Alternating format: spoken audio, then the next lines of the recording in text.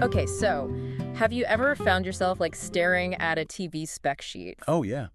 And Yeah. it's just this alphabet soup, right? OLED, Mini LD, HDMI 2.1. All those acronyms, Yeah. HDR10 plus Dolby Vision. Exactly. You're just thinking, what does it all mean? It's really easy to get overwhelmed, drowning in details. Totally. You just want to pick a good TV, not get a PhD in display tech. Right, when all you want is to make, a smart choice, which is exactly why we're doing this deep dive today. Mm-hmm. Our mission here is basically to cut through all that noise, pull out the stuff that really matters, so you can feel genuinely clued in on TV tech. Whether you're actually looking to buy soon, or maybe you're just curious about where displays are heading. Precisely. Hmm. This deep dive is for you. And we're going to tackle this using insights from a really great source. It's a You Asked episode from Digital Trends over on YouTube. Oh, yeah, I saw that one. Good Yeah. stuff. It really is. And what's cool about it is they're directly answering questions from regular people.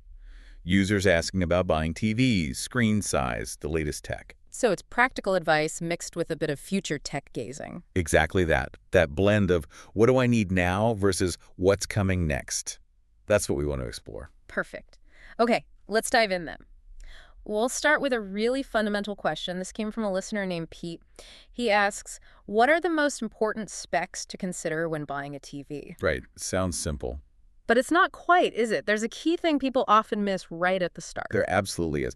Before you even think about acronyms or features, the very first thing, the absolute number one factor you should consider is, where is this TV actually going to live? The room itself. Exactly. Is it a super bright living room, lots of windows, sunlight pouring in? Or is it more like a dedicated darker space, maybe a basement den or a home theater room where you can control the light? Because that decision influences everything else. It dictates so much, especially critical specs like brightness usually measured in nits and the actual type of panel technology in the TV. Okay, so let's break that down. Say you do have that darker room or maybe really good curtains.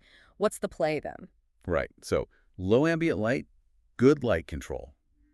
If the budget allows, OLED is, it's probably your top contender. And remind us why OLED shines literally in the dark. It's because each pixel in an OLED screen creates its own light. Yeah. And the crucial part is it can turn completely off individually. Ah, pixel level control, meaning perfect black. Perfect black. Infinite contrast, technically. Yeah. Which makes HDR content, high dynamic range stuff, look absolutely stunning, so immersive. Now, there used to be a knock against OLEDs for not being bright enough. There was, yeah. That was a valid criticism early on. But honestly, that's largely a misconception now. Newer OLED models, they've gotten significantly brighter. They're much more versatile than they used to be. Perfectly fine for rooms with, some ambient light, not just pitch black caves. Okay, but what about the opposite scenario? My living room is basically a greenhouse, light everywhere.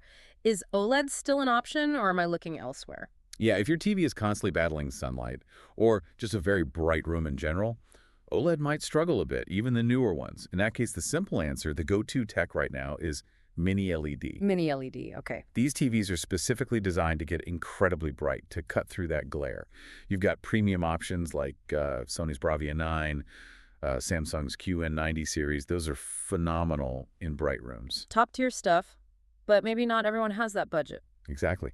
And the good news is you don't have to spend top dollar. Yeah. Brands like TCL, Hisense, they make some fantastic mini LED TVs that are much more budget-friendly but still perform incredibly well. Great brightness, great picture overall. They really punch above their weight price-wise. That's good to know. But what is it about Mini LED? Like, what's the tech secret sauce that makes it so good for brightness and contrast, especially compared to older LED TVs? Okay, so the key difference is the backlight. Mini LED uses what's called full-ray local dimming, but on a much, much smaller scale. Full-ray local dimming, FALD, right? Right, FALD. But instead of maybe a few dozen or perhaps 100 large LED zones behind the screen like older TVs, Mini LED packs in thousands of tiny, tiny LEDs. Thousands, wow. And ranges them into way more individual dimming zones, hundreds, sometimes thousands of zones. So the TV gets incredibly precise control over which parts of the screen are bright and which are dark. So better contrast than traditional LED, even if not quite OLED's perfect black. Exactly. It allows for much deeper blacks next to brilliant highlights. Yeah. The contrast and HDR performance get really, really good. Honestly, this tech Mini LED with LED, it's kind of I'd say it's the bare minimum you should look for if you're serious about picture quality today, especially at a fair price. It really elevates LED. Got it. Okay, let's switch gears a bit. Let's talk about the software, the thing you actually use every day. The TV's operating system, the OS. How much does that really matter? Is it a deal breaker? It's important, but maybe not in the way people think. Most modern TV operating systems, the software the men use, they're honestly pretty good now. Like they all basically do the same thing. Find your apps, settings. Pretty much. It's rarely the deciding factor for the TV purchase itself. But what is important is that you find it easy and ideally pleasant to use because you interact with it constantly. Any standouts for ease of use? I'd say Google TV, which you find on Sony, Hisense, TCL TVs, is probably the easiest to just pick up and use. Very intuitive. But Samsung's Tizen, LG's WebOS, they're also really solid. Easy to learn, good at recommending stuff you might want to watch. Okay, but the elephant in the room, ads. They seem to be everywhere on smart TVs now. Ah, yes. Ads. It's true. Pretty much all the platforms are finding ways to squeeze in more advertising, more sponsored content. Is it super annoying? Generally, it's manageable. Not too obnoxious on those. Tizen, for example, is pretty subtle about it. The one platform where I personally find the ads a bit more aggressive, maybe a bit pushy, is Amazon's Fire TV OS. You also find that on some Panasonic TVs. Sometimes it feels a bit much. Right. So let's say you buy a TV, love the picture, but you just hate the built-in OS. Are you stuck with it? Oh, not at all. That's the great thing. Easy workaround. You just grab your favorite streaming stick or box on Apple TV 4K, a Google Chromecast, NVIDIA Shield, whatever you prefer, and plug it into an HDMI port. And that just takes over. Yep. You basically bypass the TV's own software entirely. Set the TV to always start on that HDMI input, and boom, you're using the interface you like. Super common solution. Okay, good to know there's an escape hatch. Now, for a specific group, the gamers listening, this next spec is huge for them, inputs, specifically HDMI 2.1. Oh, absolutely critical. Non-negotiable if you have PlayStation 5 and Xbox Series X, or you're doing high-end PC gaming on your TV. Why 2.1 specifically? What does it unlock? It's all about bandwidth. HDMI 2.1 provides enough data throughput to handle advanced features like 4K resolution running at 120 frames per second or 120 hertz. That means super smooth motion, much better responsiveness. Which is vital for fast-paced games. Exactly. Plus other gaming goodies like variable refresh rate, VRR, and auto low latency mode, ALM. You need at least one HDMI 2.1 port to get the most out of those new consoles or a powerful gaming PC. And it's not just about having one port, right? You need to think about quantity, too. Definitely. Think about everything you might want to plug in. Your PS5, your Xbox, maybe a Nintendo Switch, your streaming box we just talked about, perhaps a soundbar or an AV receiver. Count them up. Make sure the TV you're eyeing has enough HDMI ports and ideally more than one with 2.1 capability if you have multiple next-gen sources. Good advice. Plan ahead. Okay, next up. Size. This feels like the most obvious spec, but maybe there's more to it. It does seem obvious, but it's surprisingly nuanced. Getting the size right for your specific room and seating distance is crucial for the overall experience. Well, you can go too small, right? A TV that looks tiny on a big wall can make the whole room feel unbalanced. But you can also go too big. Really? Can a TV be too big? It absolutely can, especially if your seating position is too close. It can feel overwhelming. You might see the pixel structure or just find yourself scanning the screen constantly instead of taking it all in. It's about finding that immersive sweet spot for your viewing distance, where the TV fills your field of view comfortably but doesn't dominate inappropriately. Right, finding the Goldilocks size. Not too big, not too small. Exactly. Balance is key. Okay, makes sense. Now, we focus a lot on the picture, the visuals. What about sound? How important is the TV's built-in audio? Sound is. Well, it's definitely an important spec, though often an afterthought for buyers focused on the screen.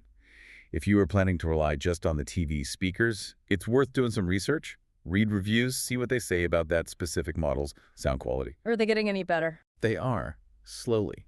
Especially on mid-range and higher-end TVs, manufacturers are starting to put a bit more effort into integrated audio. But let's be honest. They're usually not great. They're usually not great. Physics is a factor. Thin TVs don't leave much room for good speakers. So my strong recommendation almost always is to budget for at least a basic soundbar. Even a chip one? Even an inexpensive one, say $100 or less. It will almost certainly offer a massive improvement in dialogue clarity, overall fullness, and just make the whole experience much richer and more immersive than relying on those tiny downward or backward firing TV speakers. Instant upgrade. Okay, soundbar recommended. Got it. Let's move from general specs to a really interesting specific scenario from the source material. This involves Dennis, who runs a vacation rental with a theater room. Ah, yes, the rental dilemma. Right. He's got a 75-inch Samsung LED in there now, wants to go bigger.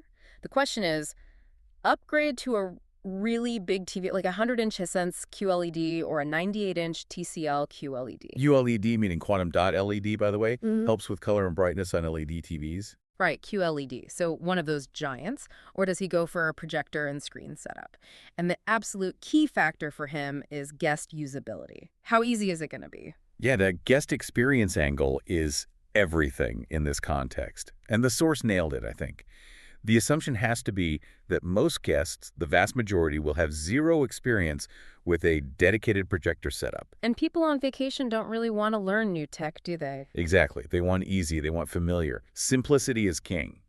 So while putting projector theater room on the rental listing sounds cool and high-tech, It might not actually get used much. I suspect it wouldn't. People might be intimidated by it or just not bother figuring out the remote, the settings, turning it on and off correctly.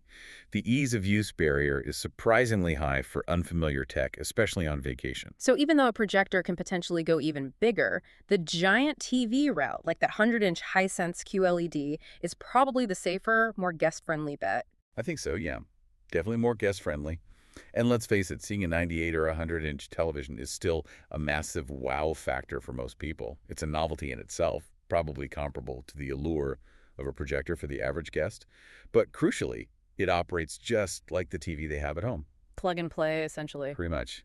Turn it on, pick an app, done. What about picture quality in that dark theater room? Does the projector have an edge there? Even in ideal dark conditions, a good large TV like those QLEDs will generally still offer noticeably better brightness, contrast, and color vibrancy compared to most similarly priced projectors. Projectors have come a long way, but TVs still tend to win on pure image pop. But really, the main argument for Team TV here, as the source pointed out, comes back to that ease of use. It avoids Dennis getting pinged constantly by guests saying, hey, how does this projector thing work? A TV just works. Makes total sense for that rental situation. Okay, this actually leads perfectly into a follow-up question from another viewer in the source, Drew. He kind of challenged the idea that OLED is the absolute peak of TV tech right now. Ah, the micro-LED question, yeah. Right. Drew suggested maybe OLED is just the peak of what's affordable or mainstream, and that micro-LED is the real king of the hill. What's the take on that? Drew is incredibly sharp. Yeah. And he is absolutely 100% correct to make that distinction. When we, or the source, talk about OLED being the current bar for best looking, there's an implicit asterisk there. Meaning We're talking about mainstream consumer TVs. Yeah. Technology that you or I could realistically consider buying, even if it's high-end. Okay. Because micro-LED is different. Well, micro-LED is the actual current king of display technology, no question. It takes the best aspects of OLED self-emissive pixels, perfect blacks, amazing contrast, and combines it with the potential for insane brightness, even better color, and no risk of burn-in. It is superior. There's always a but. The but is the price. It's not just expensive. It's astronomically, laughably expensive right now, like living in a completely different reality. How expensive are we talking? Well, the source mentioned a specific example.